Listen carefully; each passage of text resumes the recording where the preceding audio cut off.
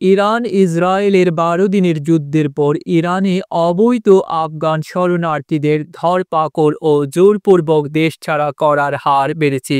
জাতিসংঘ বলছে সম্প্রতি আফগানিস্তানে ফেরত যাওয়া ৭০% শরণার্থীকে জোর করে পাঠানো হয়েছে, যাদের মধ্যে বহু নারী ও শিশু রয়েছে।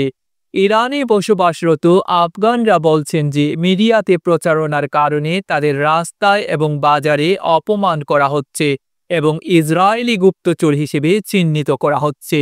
এর আগে জাতিসংঘের অভিবাসন বিষয়ক সংস্থা জানায় শুধুমাত্র জুন মাসেই ২,৫৬,০০০-এর বেশি আফগানি ইরান ছেড়েছে।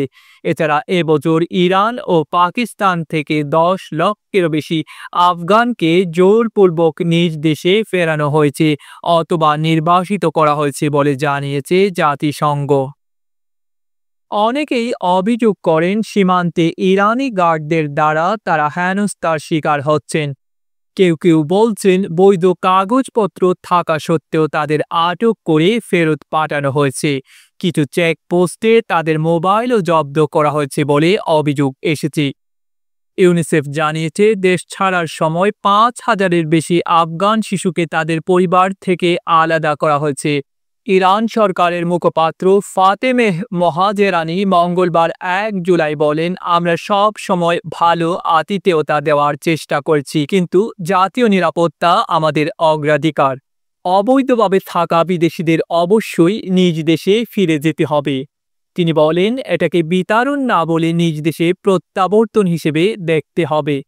ইরানের স্বরাষ্ট্রমন্ত্রী সিকান্দার মোমেনি বলেন আফগানরা পরিশ্রমী, তবে তাদের দেশ অতিরিক্ত চাপ নিতে পারছে না। তিনি আরও বলেন গত ২-৩ বছরে যারা ইরানে এসেছে তাদের অনেকেই বিশেষ কোনো উদ্দেশ্য নিয়ে এসেছে। সরকারি হিসেব অনুযায়ী ইরানে প্রায় ৬০ লাখ আফগান বাস করে, তবে বৈধ কাগজপত্রহীনদের সঠিক সংখ্যা জানা যায় না।